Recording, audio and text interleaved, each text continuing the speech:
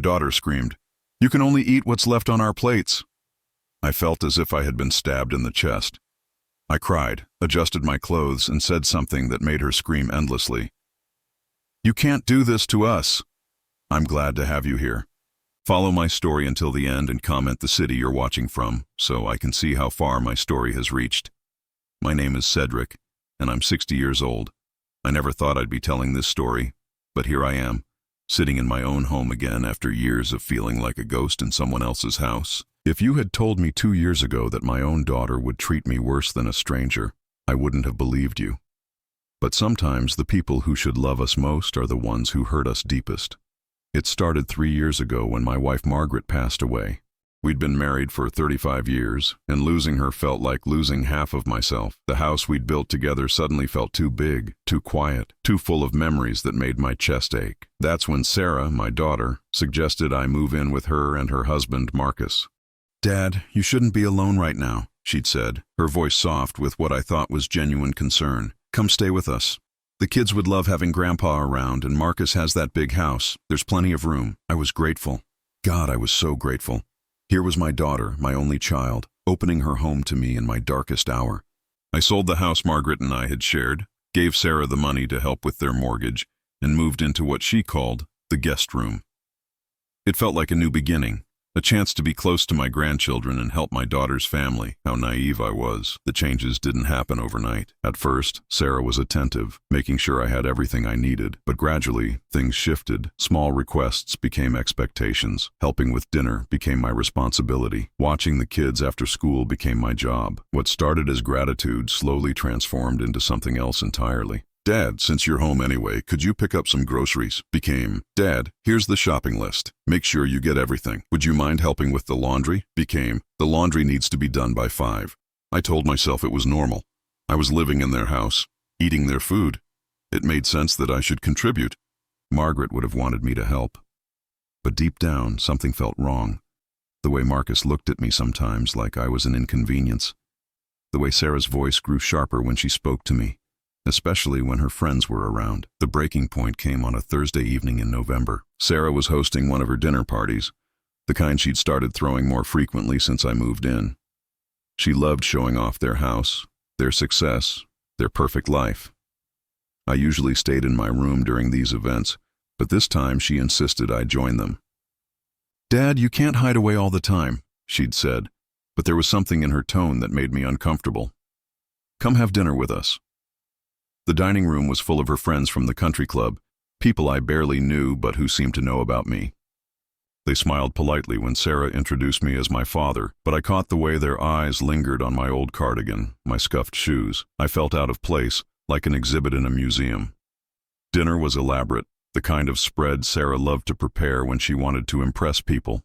Roasted duck, expensive wine, elaborate sides that probably cost more than I used to spend on groceries in a month. I sat at the far end of the table, trying to be invisible, listening to conversations about vacation homes and private schools and investment portfolios. That's when it happened.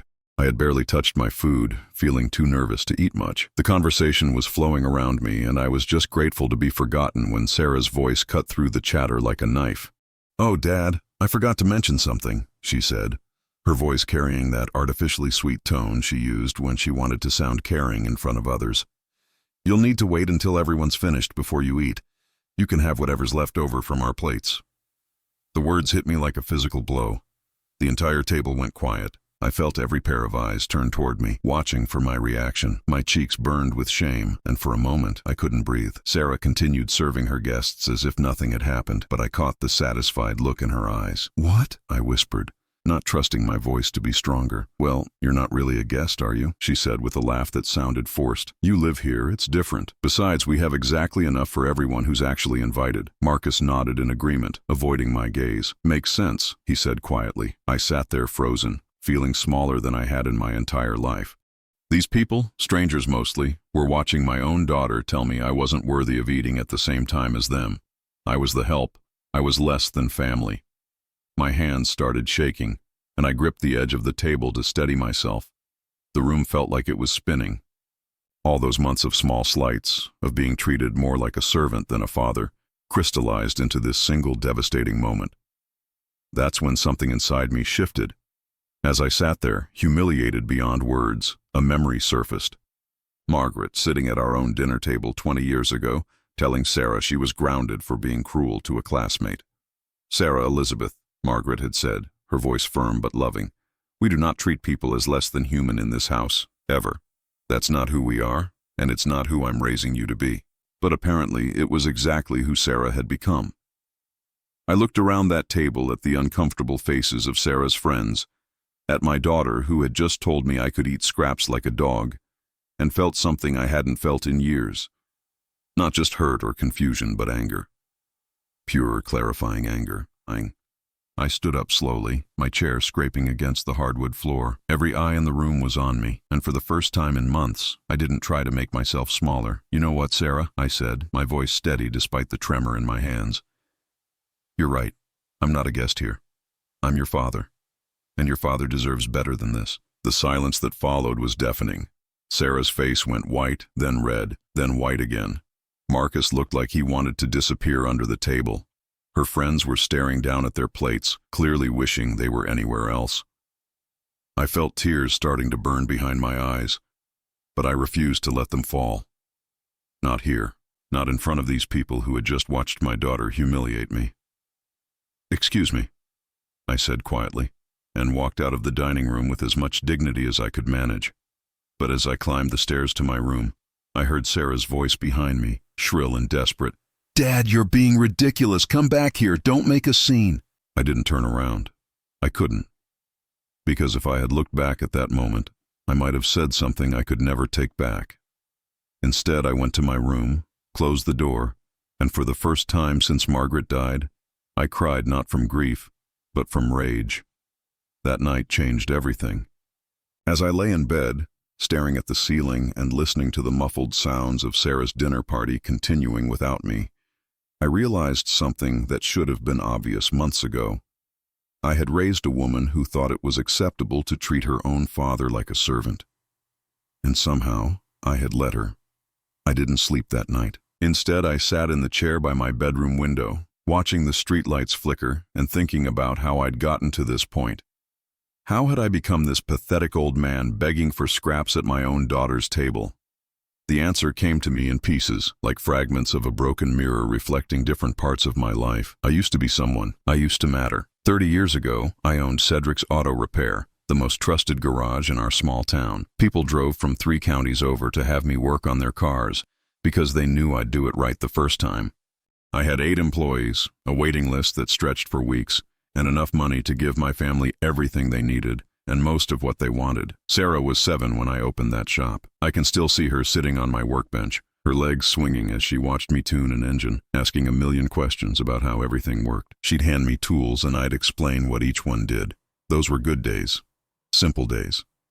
"Daddy, why do you work so much?" she'd asked once, grease smudged on her cheek where she'd touched my face. "Because I want to give you and Mommy the best life possible, sweetheart," I'd told her. "Everything I do is for you too."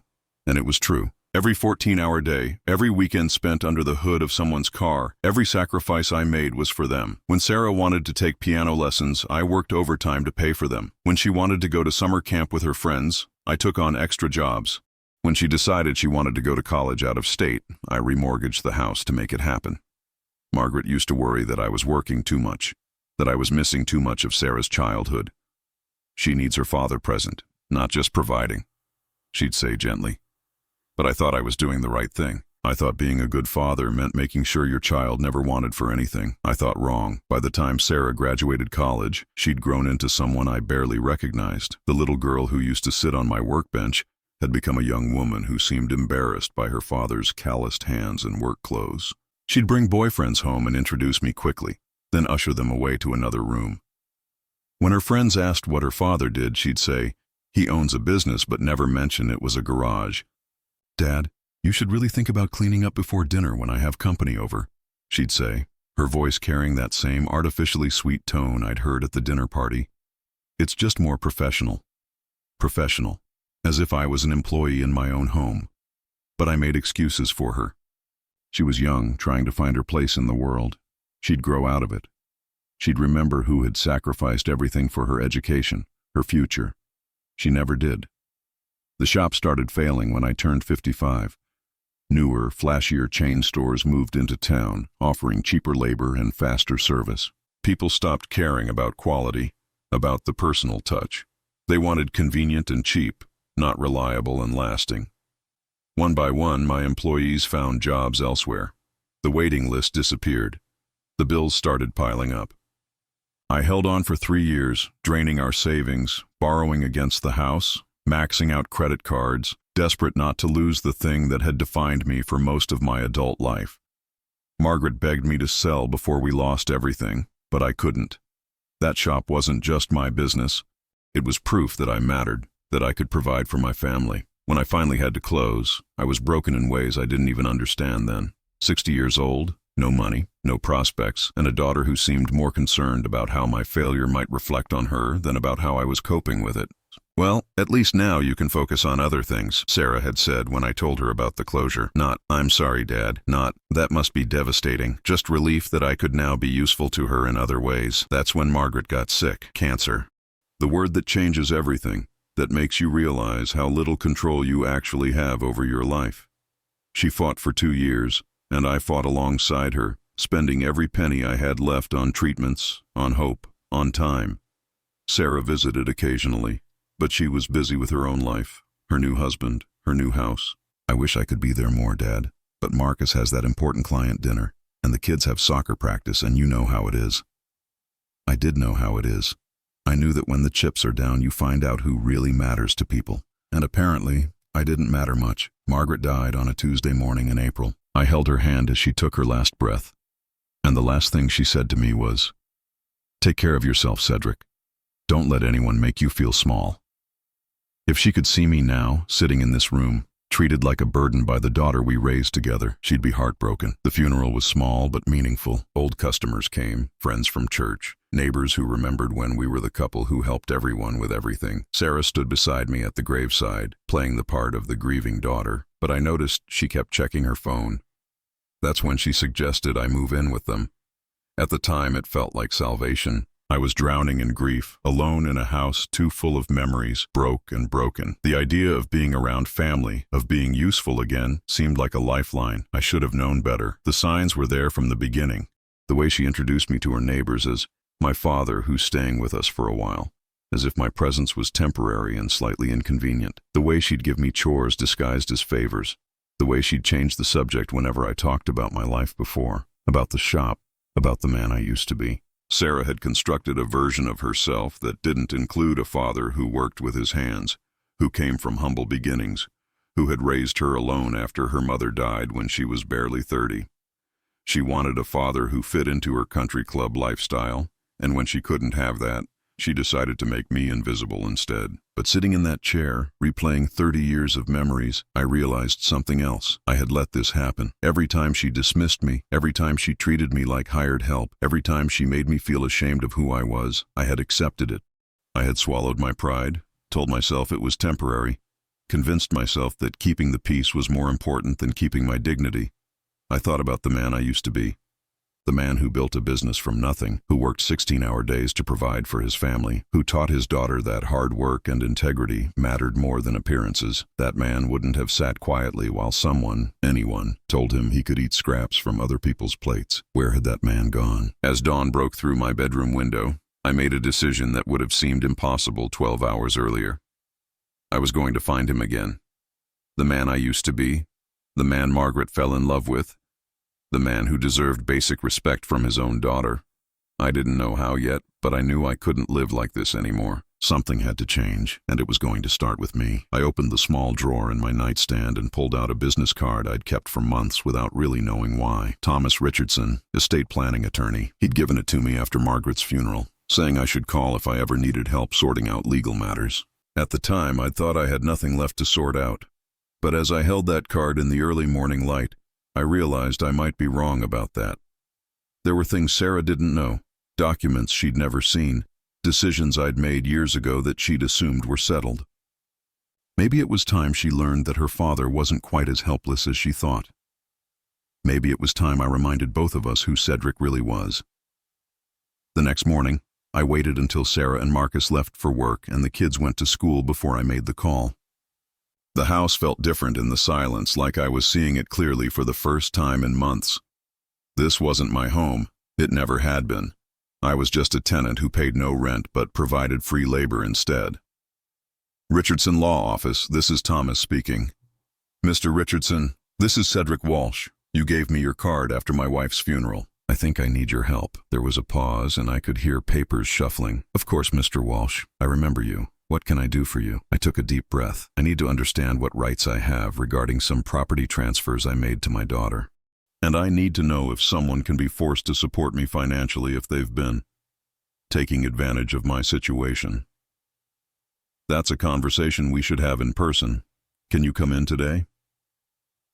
2 hours later, I sat in Thomas Richardson's office, a modest space filled with law books and family photos. He was younger than I expected, maybe 45, with kind eyes and a patient way of listening that reminded me of the good doctors who had treated Margaret. Tell me everything, he said, pulling out a legal pad. So I did. I told him about selling my house and giving Sarah the money.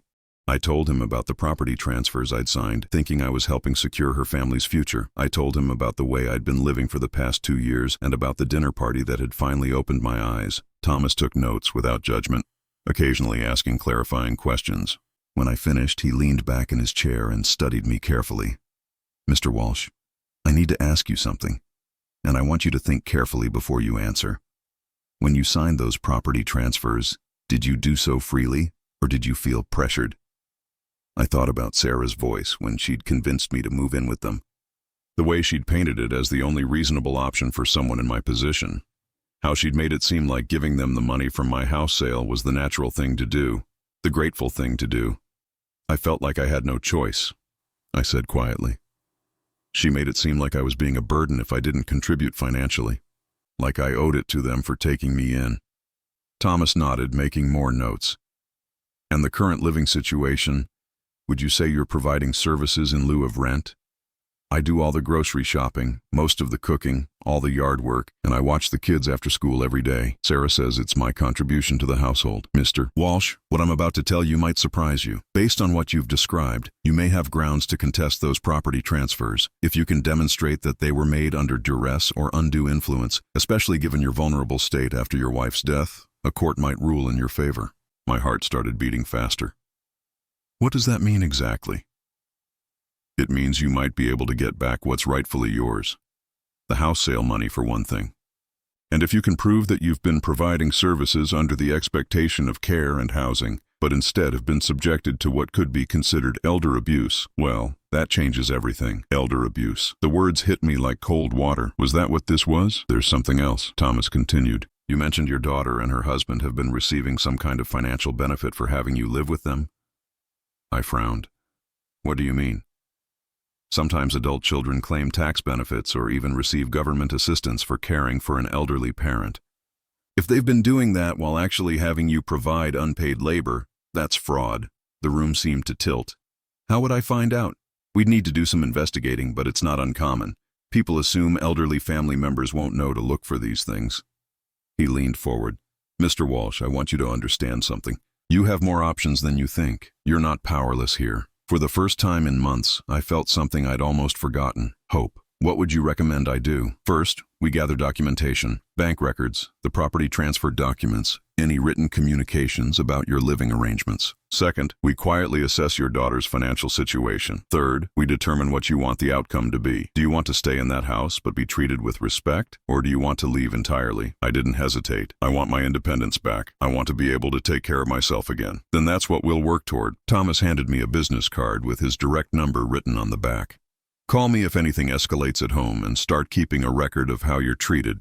Dates, times, witnesses if possible. Can you do that without raising suspicion? I nodded, feeling more alert than I had in years. When do we start? We already have. That afternoon, I walked through the house with new eyes. I'd been so focused on trying to fit in, on being grateful for being allowed to stay, that I'd never really looked at my surroundings critically. Now I saw things differently. The house itself was beautiful, I had to admit. Sarah had always had good taste, even as a child. But I noticed things I'd overlooked before. The family photos on the mantel that included everyone except me. The way my room was decorated like a guest room, with no personal touches, no acknowledgement that I lived there permanently. The complete absence of anything that suggested an elderly man called this place home. I was invisible here, deliberately invisible. When Sarah came home from work, I watched her differently too. The way she walked past me without really seeing me. The way she immediately started giving me instructions about dinner preparations, assuming I had nothing better to do than wait around for her commands. "Dad, I invited the Hendersons over for dinner tomorrow night," she said, not looking up from sorting through mail. "Can you make that pasta dish you did last month? They loved it." The old me would have said yes immediately, would have been pleased to be useful, to contribute something that was appreciated. But now I heard something else in her request. She wasn't asking. She was telling. And she was taking credit for my cooking with her friends. "I'll have to see what's in the pantry," I said carefully. She looked at me then, surprised by my non-committal response. "What do you mean?" "Just add it to the shopping list." "I mean, I'll have to see if I'm available tomorrow night." Sarah's eyebrows went up. "Available? Dad, what else could you possibly have to do?" There it was. The assumption that my time belonged to her, that my life revolved entirely around her needs and schedule. The assumption that I was nothing more than a live-in servant who should be grateful for the privilege. "I might have plans," I said, keeping my voice level. She laughed, but it wasn't a kind sound. "Plans? What kind of plans?" I could have backed down then. The old me would have. I would have mumbled an apology and gone to check the pantry, would have added pasta ingredients to the shopping list and spent tomorrow afternoon cooking for people who saw me as help rather than family. Instead, I met her gaze steadily, the kind that are mine to make. For a moment, Sarah looked genuinely confused, as if I'd started speaking a foreign language. Then her expression shifted to irritation. "Dad, you're being weird. Just make the pasta." "We'll see," I said, and walked away. I heard her call after me, her voice sharp with annoyance, but I kept walking, up the stairs to my room, where I sat down and opened a notebook I'd bought that morning. At the top of the first page, I wrote the date and time. Below that, I began to document everything: the dinner party incident, the way she spoke to me in front of her friends, the assumption that I would cook for the Hendersons without being asked, the complete dismissal of the possibility that I might have my own life, my own plans, my own dignity. It was going to be a very full notebook. That night, I lay in bed thinking about Thomas Richardson's words. "You have more options than you think. You're not powerless here." For 2 years, I'd felt like I was drowning, like I had no choice but to accept whatever treatment Sarah decided I deserved. But maybe that was never true. Maybe I'd just been so broken by grief, so desperate not to be alone, that I'd convinced myself I had no other options. Tomorrow, I was going to start finding out what those options were. I was going to start remembering who I used to be before I became Sarah's live-in help. I was going to start planning my way out of here.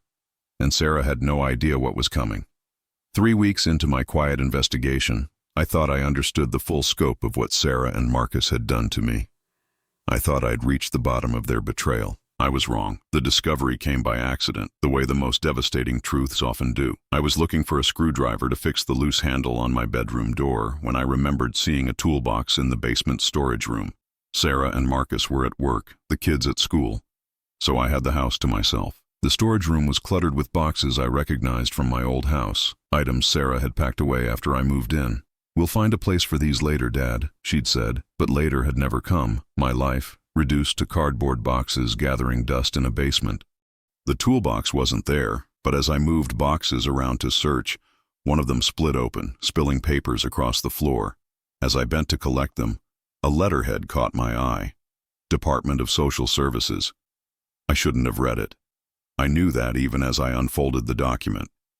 But something about seeing official government correspondence mixed in with my old tax returns made my stomach clench with dread. The letter was addressed to Sarah, dated 8 months after I'd moved in with them.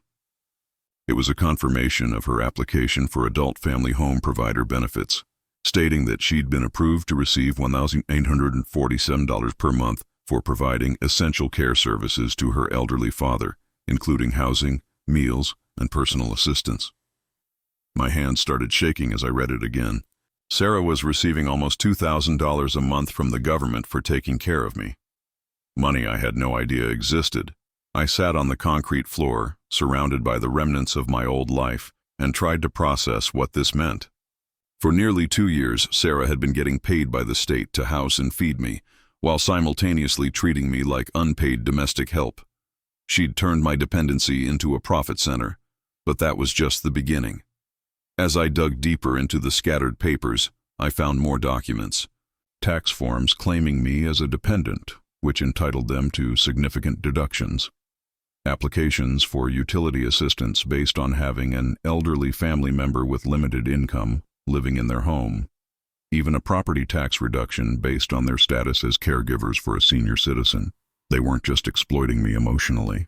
They were exploiting me financially, using my presence to collect money and benefits while giving me nothing in return except humiliation and a roof over my head. My chest felt tight, like I couldn't get enough air. I thought of all the times Sarah had complained about money, had made me feel guilty for being a burden on their household budget. All the while, she was collecting nearly $2,000 a month just for letting me sleep in their guest room and eat their food. Food that I often cooked myself, in a house that I helped maintain with my own labor. I gathered up all the papers with trembling hands and took them upstairs to my room. Then I called Thomas Richardson. "You need to see these documents," I said when he answered. "Today, if possible." 2 hours later, I sat in his office again, watching his expression grow darker as he reviewed each paper. "Mr. Walsh, this is worse than I thought," he said finally. "Your daughter has been committing systematic fraud. She's been receiving government benefits for your care while providing substandard living conditions and requiring you to work for your keep." "What does that mean exactly?" Thomas leaned forward, his voice serious. "It means she owes the state a lot of money. Adult family home provider benefits are meant for people who can't care for themselves, who need assistance with daily living activities. Based on what you've told me about your situation, you don't qualify for this level of care. You're independent, capable, and instead of receiving care, you're providing unpaid services." My head was spinning. "So she's been stealing?" "In legal terms, it's fraud. She's accepted money under false pretenses, claiming to provide services she's not providing while receiving services from you that she's not paying for." He pulled out a calculator. "Over the course of 22 months, she's received approximately $40,634 in direct payments, plus tax benefits, plus utility assistance. We're looking at a significant amount of money." The number hit me like a physical blow. Over $40,000. That was more than I'd made in my final year running the auto shop. "There's more," Thomas continued, pulling out another document. "I've been researching the property transfers you signed. The timing is suspicious. You signed over the proceeds from your house sale just 3 days after Sarah submitted her first application for caregiver benefits. That suggests she knew exactly what she was doing from the beginning." I felt sick. She planned this. From the moment she invited me to live with them, she was planning to use me. "It appears that way, yes. The question now is what you want to do about it." I thought about that dinner party, about being told I could eat scraps from other people's plates. I thought about 2 years of being treated like a servant in exchange for basic shelter, while Sarah collected nearly $2,000 a month from the government for the privilege. "I want justice," I said quietly. Thomas nodded. "Then we need to document everything. The working conditions, the living situation, the way you've been treated. We need to build a case that shows not only fraud, but also financial elder abuse. What happens to Sarah when this comes out? She'll have to repay all the money she received fraudulently. There could be criminal charges. At minimum, there will be civil penalties and possible prosecution for fraud." For a moment, I felt a stab of the old guilt. This was my daughter, the little girl I'd raised and sacrificed everything for. Could I really destroy her life this way?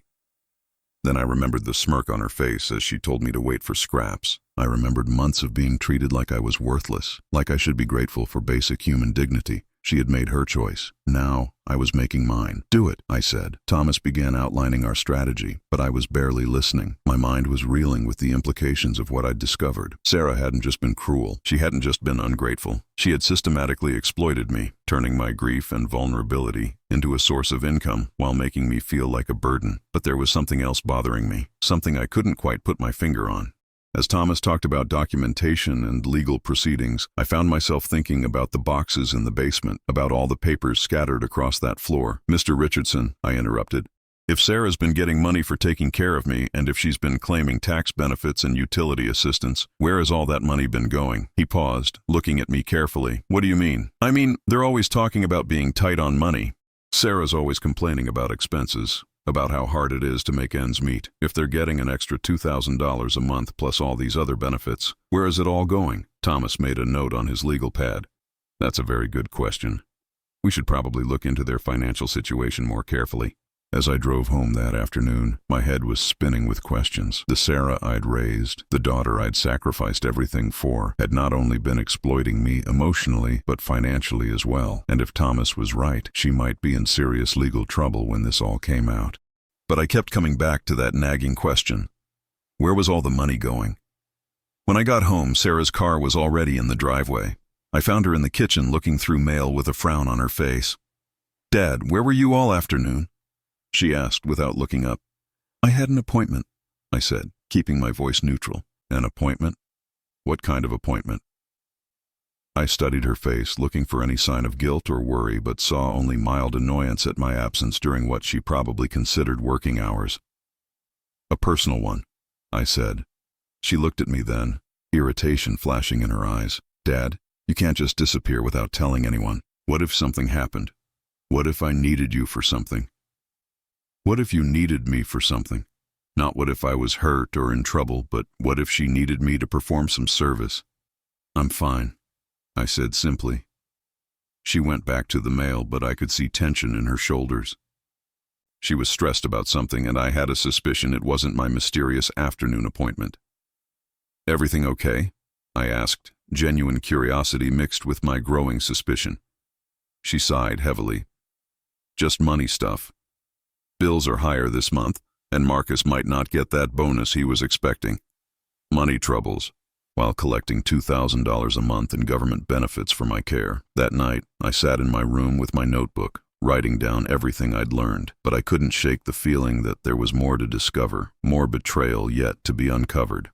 If Sarah was collecting all that money and still claiming to have financial problems, what else was she lying about? I had a feeling I was about to find out. The final piece of the puzzle came from the most unlikely source, my 8-year-old grandson, Tommy. It was a Saturday morning, 2 weeks after my meeting with Thomas Richardson. Sarah and Marcus had gone to some charity brunch, leaving me to watch the kids. Tommy was sprawled on the living room floor, building something elaborate with his Legos, when he looked up at me with those innocent eyes that reminded me so much of Sarah at that age. "Grandpa Cedric, why does Mommy always say we don't have money for things when she just bought that expensive purse?" I looked up from the newspaper I'd been pretending to read. "What do you mean, buddy? Yesterday she told me we couldn't afford new soccer cleats because money's tight, but then I saw her hiding shopping bags in her closet. Really expensive ones from those fancy stores at the mall." My stomach clenched. "Are you sure about that, Tommy?" He nodded earnestly. I saw the receipts too. They had really big numbers on them. That afternoon, while Sarah and Marcus were still out, I found myself standing outside their bedroom. I knew I shouldn't go in, knew I was crossing a line, but Tommy's innocent observation had planted a seed I couldn't ignore. The closet was walk-in, bigger than my entire bedroom in the house Margaret and I had shared. And there, just as Tommy had said, were shopping bags tucked behind Sarah's winter coats. Designer bags with luxury store names I recognized from the commercials Sarah liked to watch. With trembling hands, I opened one of the bags. Inside was a handbag that still had the price tag attached, $850, for a purse. In another bag, I found shoes, $600, $600. A third bag contained a silk scarf with a price tag that made me dizzy, $420. I sat down heavily on Sarah's bedroom chair, surrounded by evidence of her lies. Here she was, claiming financial hardship, making me feel guilty for being a burden while spending thousands of dollars on luxury items. Money that I now knew came, at least in part, from the government benefits she was receiving for my care. The betrayal was complete. Not only had she been exploiting me emotionally and financially, but she'd been using the money meant for my care to fund her shopping addiction. That evening, when Sarah and Marcus returned home, I was waiting in the living room with my notebook and a manila folder containing copies of all the documents I'd found. Thomas had advised me to wait, to let him handle the legal proceedings. But I couldn't. This had gone on long enough. "Dad, how are the kids?" Sarah asked, breezing through the room without really looking at me. "We need to talk," I said quietly. Something in my tone made her stop. She turned to face me, and for the first time in months I had her full attention. "What's wrong?" she asked, but I could see wariness creeping into her eyes. Marcus appeared in the doorway, loosening his tie. "Everything okay in here?" I opened the manila folder and pulled out the first document. "I found something interesting in the basement storage room last week." Sarah's face went pale as she recognized the Department of Social Services letterhead. "Dad, I can explain." "Can you?" I stood up, feeling steadier than I had in years. "Can you explain why you've been collecting nearly $2,000 a month from the government for taking care of me?" Marcus stepped into the room, his face confused. "What's he talking about?" I looked at him, genuinely curious to see if he was part of this or if Sarah had been lying to everyone. "Your wife has been receiving adult family home provider benefits for the past 22 months. She's been paid over $40,000 by the state to provide care for me." Marcus turned to Sarah, his expression shifting from confusion to anger. "What? Sarah, what is he talking about?" I just..." Sarah's voice was shaky now, her usual confidence cracking. "We needed the money, Marcus. You know how tight things have been." "Tight things?" I pulled out another document. "Like the $800 purse you bought yesterday? Or the $600 shoes I found in your closet?" The silence that followed was deafening. Marcus was staring at his wife like he'd never seen her before, and Sarah was looking back and forth between us like a trapped animal. "You've been getting paid to take care of me," I continued, my voice growing stronger with each word, "while making me do all the grocery shopping, most of the cooking, the yard work, and childcare. You've been collecting money for services you're not providing while receiving services from me that you're not paying for." "Dad, please let me explain." "There's more." I pulled out the tax documents. "You've also been claiming me as a dependent, getting utility assistance and receiving property tax reductions, all while treating me like a servant in my own daughter's house." Marcus sat down heavily in his chair, his face in his hands. "Jesus, Sarah, what have you done?" "I did what I had to do." Sarah's voice was rising now, panic creeping in. "Do you think it's been easy having him here? Do you think it's been convenient?" "Convenient?" The word came out like a growl. "You invited me here, Sarah. You begged me to move in, told me you were worried about me being alone. But it was never about worry, was it? It was about money." She opened her mouth to argue, but I wasn't finished. "I gave you $67,000 from the sale of the house I built with your mother. I've been providing free labor for 2 years. And all the while, you've been collecting government benefits and spending them on luxury shopping while telling me we can't afford things, while making me feel like a burden." "You are a burden," the words exploded out of her, raw and vicious. "Do you think I wanted you here? Do you think any of this has been easy for me?" There it was. The truth she'd been hiding behind fake smiles and artificial sweetness. I felt something inside me break, but it wasn't my spirit this time. It was the last chain that had been binding me to this toxic situation. Marcus looked up from his hands, his face pale. "Sarah, stop." But Sarah was past stopping. Years of resentment came pouring out like poison from a wound. "You want to know the truth, Dad? Fine. I've spent my whole life being embarrassed by you. The father with grease under his fingernails, who couldn't afford to send me to the schools my friends went to, who worked in a garage while other fathers wore suits to work. Each word was designed to cut, and they did. But not in the way she intended. Instead of destroying me, they were freeing me. I did my duty," she continued, her voice getting shriller. "I invited you here when Mom died because that's what good daughters do, but that doesn't mean I had to like it. And if I found ways to make it financially worthwhile, so what? You owe me that much after the childhood I had. The childhood she had. The childhood where I worked 16-hour days to pay for her piano lessons, her summer camps, her college education. The childhood where I sacrificed everything, including time with my dying wife, to make sure she never wanted for anything." I stood up slowly, feeling decades of guilt and self-doubt falling away like old skin. "You're right about one thing, Sarah," I said quietly. "You did your duty, and now I'm going to do mine." I walked to the phone and dialed a number I now knew by heart. "Thomas, it's Cedric Walsh. Yes, I know it's Saturday evening. I need you to file everything tomorrow morning. All of it." Behind me, I heard Sarah gasp. "Dad, what are you doing?" I turned to face her, and for the first time in 2 years, I saw fear in my daughter's eyes. Real fear. "I'm reporting you to the Department of Social Services for benefit fraud." I'm filing a complaint with the State Attorney General's office. And I'm suing you for financial elder abuse and the return of all money you've stolen from me and the government. You can't do this to us. Sarah's voice cracked. I'm your daughter. We're family. I looked at her for a long moment. This woman who had taken advantage of my grief and vulnerability, who had turned my love into a source of income while treating me like I was worthless. No, Sarah. Family doesn't do what you've done to me. Family doesn't exploit the people they're supposed to love. Marcus was staring at his wife like he'd never seen her before. $40,000, Sarah? You've been getting $40,000 and you never told me? I was trying to help us. Help us by committing fraud. His voice was rising now. Do you have any idea what this means? They're going to want all that money back. They're going to prosecute you. We could lose the house, Sarah. We could lose everything. I felt a moment of pity for Marcus. He seemed genuinely shocked by what his wife had done, but that wasn't my problem anymore. You have 30 days to find alternative living arrangements, I said calmly. I'll be moving out at the end of the month. Moving out? Sarah laughed hysterically. Where are you going to go? You have nothing. You're nobody without us. I picked up my manila folder and headed for the stairs. At the bottom step, I turned back one last time. You're wrong about that too, Sarah. I'm Cedric Walsh. I built a business from nothing, raised a daughter on my own, and survived losing the love of my life. I've forgotten more about strength and dignity than you'll ever know. As I climbed the stairs, I heard Sarah break down completely, sobbing and raging at the same time. Marcus was asking her question after question, his voice getting angrier with each answer. I closed my bedroom door and sat down at the small desk by the window. In my notebook, I wrote the date and a single sentence. Today, I remembered who I am. Tomorrow, the legal proceedings would begin. Tomorrow, Sarah would have to face the consequences of her choices. Tomorrow, I would start rebuilding the life she had tried to steal from me. But tonight, for the first time in 2 years, I felt like myself again.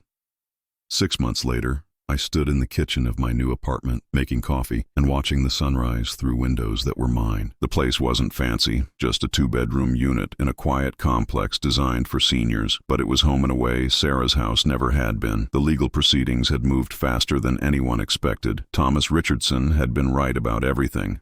The Department of Social Services had launched an immediate investigation. The State Attorney General's office had filed fraud charges, and Sarah had found herself facing the full weight of the law she had broken. The first domino to fall was the money. Sarah was ordered to repay every penny of the fraudulent benefits, plus penalties and interest. The total came to just over $68,000. When she couldn't pay it immediately, the state put liens on her house and froze her bank accounts. The second domino was the property transfers. The court ruled that I had signed over my house proceeds under duress and undue influence, and ordered Sarah to return the full amount with interest. Another $73,000 she didn't have. The third domino was the criminal charges. Sarah pleaded guilty to benefit fraud to avoid jail time, but she was sentenced to 2 years of probation, community service, and mandatory financial counseling. Her name was now permanently in the system as someone who had exploited an elderly family member for financial gain. Marcus, to his credit, had been genuinely shocked by his wife's actions. The night of our confrontation had apparently continued long after I went upstairs, and by morning he was talking to divorce lawyers. He'd had no idea about the government benefits, the fraudulent applications, or the extent of Sarah's deception. I thought we were just helping you out, he'd told me awkwardly during one of our final conversations. I thought you wanted to contribute to the household. I never knew she was getting paid for it. I believed him. Marcus was many things, but he wasn't devious enough to orchestrate something like what Sarah had done. He was, however, smart enough to distance himself from her before her legal troubles destroyed his own life. The divorce proceedings were swift and brutal. When the court ordered the asset division, there wasn't much left to divide. Most of their liquid assets had been seized to pay back the government. The house went up for sale to cover the remaining debt. Sarah found herself facing middle age with nothing but legal problems and a reputation in ruins. I wish I could say I felt sorry for her, but I didn't, not anymore. The morning I moved out of their house, Sarah had tried one last manipulation. She'd stood in the driveway, tears streaming down her face, begging me to forgive her, to help her fix the mess she'd created. "Dad, please," she'd sobbed. "I made mistakes, but I'm still your daughter. You can't just abandon me like this." I'd looked at her. This woman who had systematically exploited and humiliated me for 2 years, and felt nothing but exhaustion. "Sarah, I spent 60 years putting you first," I'd said quietly. I sacrificed my marriage, my business, my health, and my dignity for you. And you turned that love into a source of income while treating me like I was worthless. But I'm family. No, I'd replied, climbing into the moving truck that would take me to my new life. Family doesn't do what you did to me. Family loves without conditions and protects without expecting payment. That was the last time we spoke. Now, 6 months later, I was building something I'd never had before. A life that was entirely my own. The apartment was perfect for me. 1 bedroom for sleeping. One I'd converted into a workshop where I fixed small engines and appliances for my neighbors. It turned out that 40 years of mechanical knowledge hadn't disappeared just because I'd stopped using it. Word spread through the senior community that Cedric Walsh could fix anything, and soon I had more work than I could handle. It wasn't the same as running my own shop, but it was better in some ways. No overhead, no employees to worry about, no pressure to compete with big chains. Just me, my tools, and the satisfaction of making broken things work again. The money from the legal settlement had been enough to buy a reliable used car and furnish my apartment comfortably.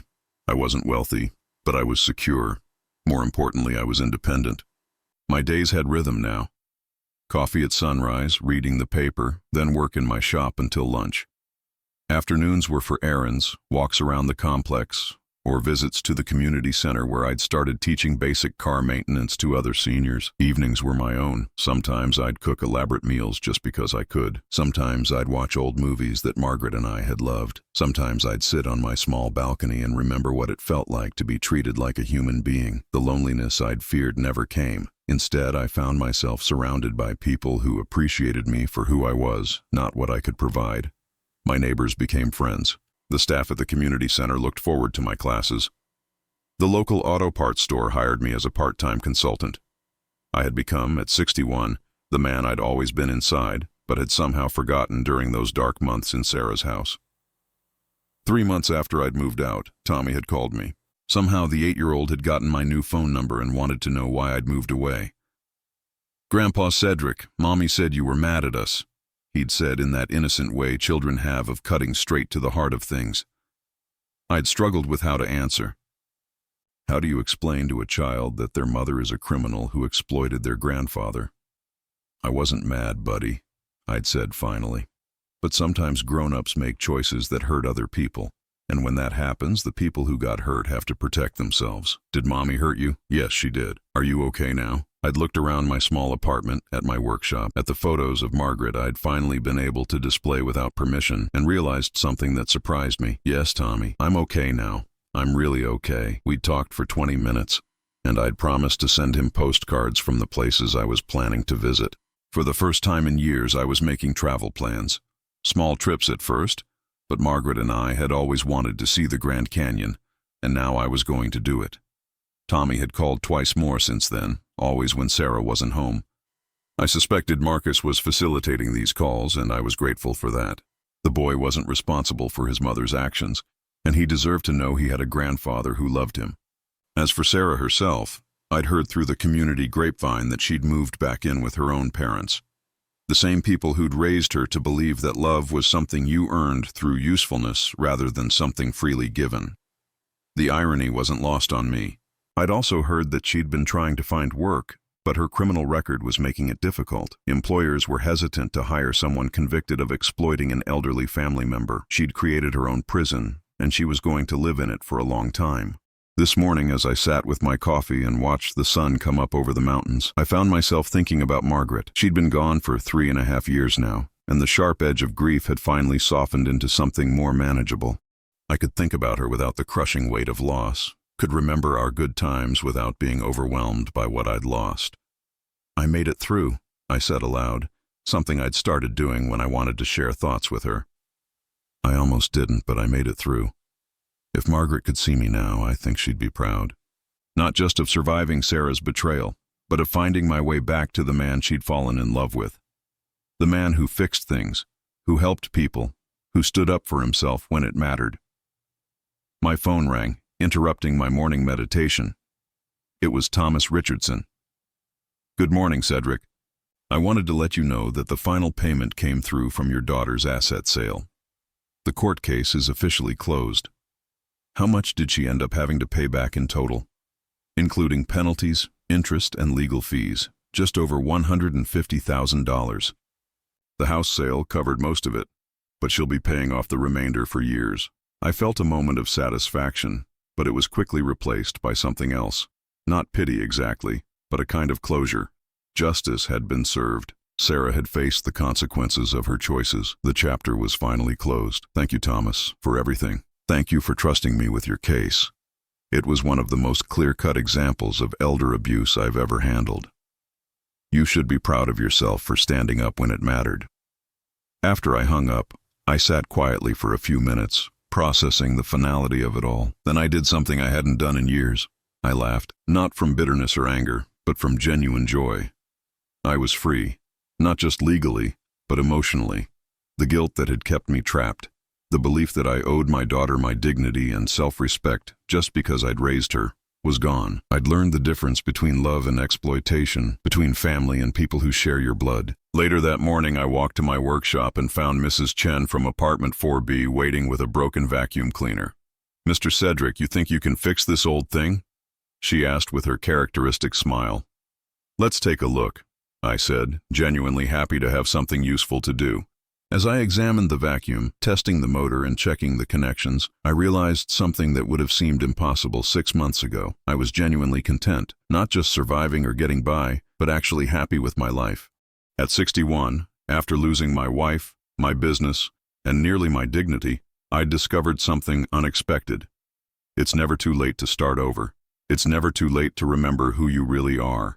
And sometimes, losing everything is the only way to find out what truly matters. I fixed Mrs. Chen's vacuum, accepted her grateful thanks and her homemade dumplings, and spent the rest of the day working on a lawnmower that belonged to the young couple in apartment 7A. They'd tried to pay me the full rate a repair shop would charge, but I'd only accepted enough to cover parts. The joy on their faces when they realized they could afford to keep their mower was payment enough. That evening, I called the travel agency and booked my trip to the Grand Canyon. It would be my first vacation in over a decade, and I was going to take it in style. Margaret would have loved that. As the sun set over my new life, I realized that Sarah had given me something after all, though not what she'd intended. By showing me the very worst that family could be, she'd helped me understand what real family should look like. It should look like Tommy calling just to hear my voice. It should look like Mrs. Chen bringing me dumplings. It should look like young couples trusting me with their broken things because they know I'll fix them fairly. Family isn't about blood or obligation. It's about respect, kindness, and choosing to be there for each other without keeping score. I'd learned that lesson later in life than I would have liked, but I'd learned it well, and I still had years ahead of me to live it. The man who had once been told he could eat scraps from other people's plates was finally dining at his own table, and the meal tasted like freedom. Now I'm curious about you who listen to my story. What would you do if you were in my place? Have you ever been through something similar?